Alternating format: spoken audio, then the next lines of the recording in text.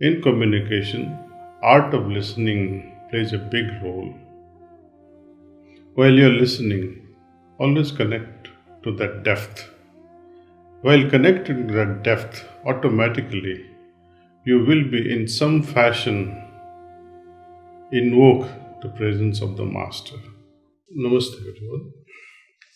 Today we'll attempt on principles of conversation.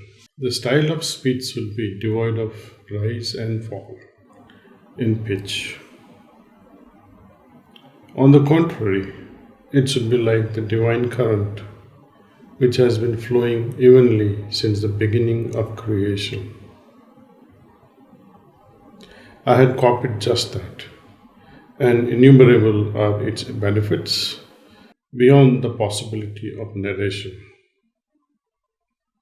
So Lalaji Maharaj is saying that he had copied the style mimicking the flow, the vibrations that emerges from the source in a very evenly fashion. He says there should not be any rise or fall whenever we communicate. You have seen how people at times it starts and suddenly they drop, and it can become quite hilarious at times.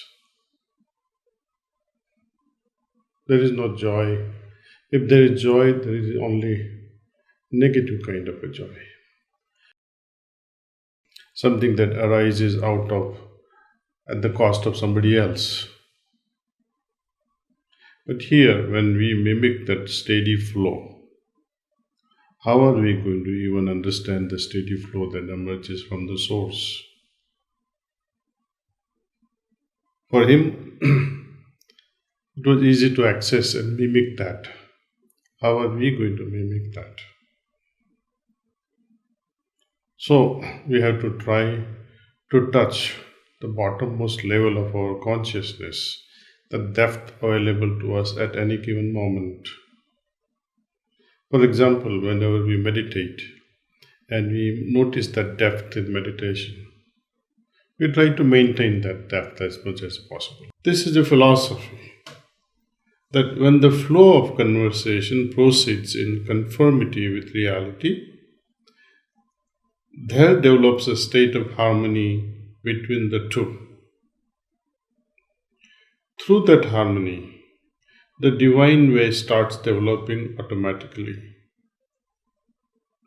This results in effectiveness as whatever is spoken goes on touching the hearts of others. In other words, a sort of relationship with the current of reality is established. When a relationship is created, effectiveness has to be there. If we copy it, only those words will flow during the conversation that are intended and are right.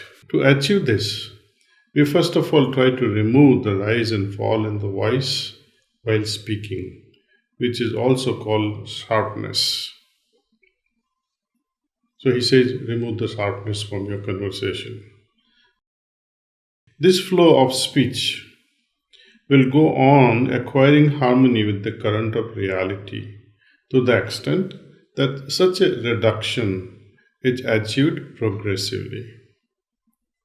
By sharpness, I do not only imply anger, which is very heavy and should not be allowed at all in this context.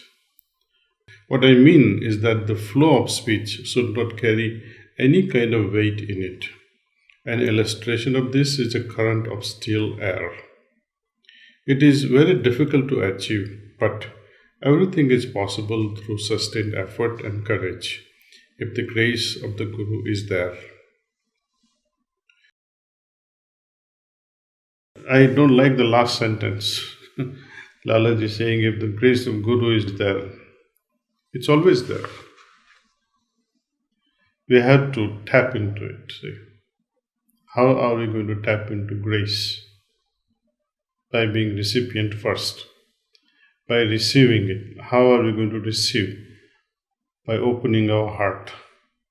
Can you remain open with your heart with egoistic state of mind where you are always trying to prove yourself, where you don't allow other person to even speak, even before the question is not finished and you have started answering.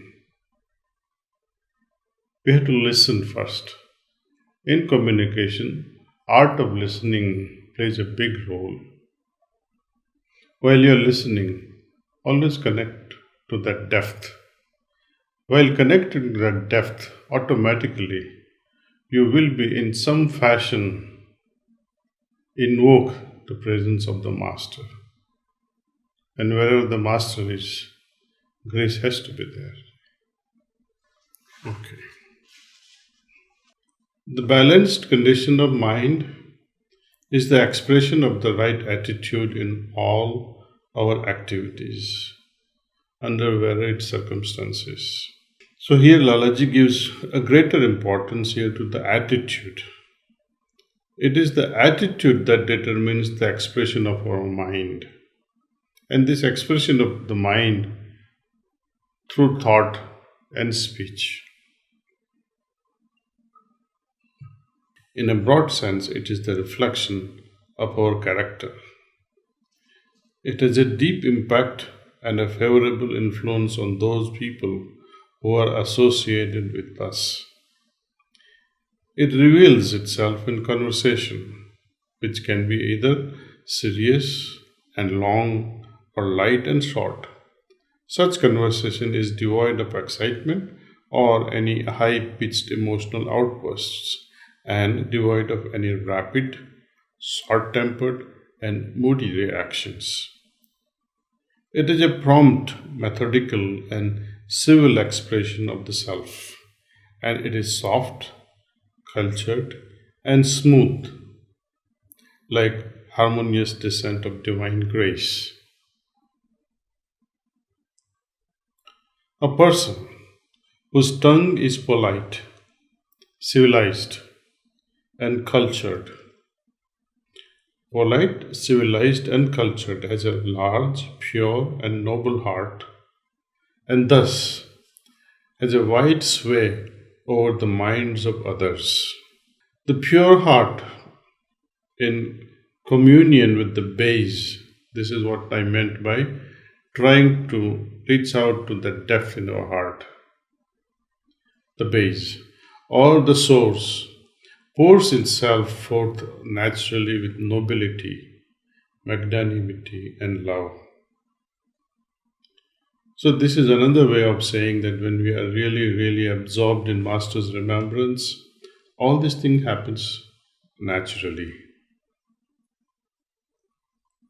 It leaves an impression immediately and progressively makes deep inroads and establishes itself in the minds of all.